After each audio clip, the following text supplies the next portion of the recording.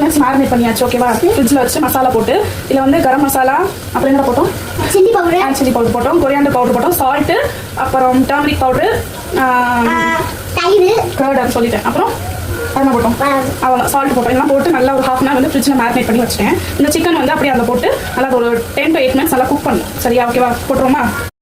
பாருங்கள், சிக்கன் வந்து கொஞ்சம் குக் ஆயிடுச்சு. இந்த சைடு எக் பாயில். அவங்க என்ன சொன்னாங்க, double glass water, half class இல்லை ஹாஃப் கிளாஸ் அரிசி தான் எடுத்தேன்.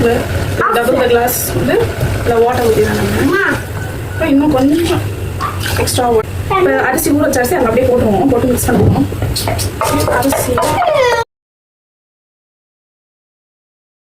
இப்போ வந்து கொஞ்சம் சால்ட் போட்டு நல்லா வந்து கொதிக்க விட்டுட்டு அரிசி சாப்பிட்டு கொஞ்சமாக சால்ட்டு ஊற்றி ஒரு லைட்டாக மிக்ஸ் விட்டு டேஸ்ட் பண்ணுவோம். அழகு ஒன்று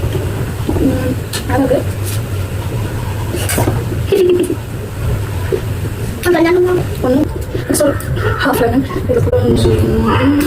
ஐயோ உள்ள வந்துருச்சு.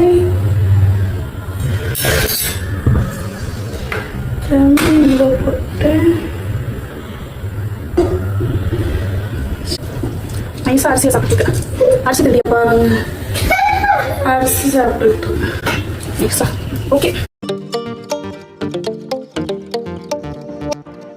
ஷெகினா, பிரியாணி ஆயிடுச்சு. பாப்போமா எப்படி இருக்குன்னு? பாப்போம். என்ன பிரியாணியா பருப்பு சோறா? என்னடா அது? சரிங்க பாருங்க, இது என்ன பருப்பு சோறுல சிக்கன் போட்ட மாதிரி இருக்கு. என்னடா பண்ணு? இதெல்லாம் சாப்பிட்டாங்க வேற வழியில. சாப்பிடுவோமா? பயங்கரமா பசிக்குது வேற.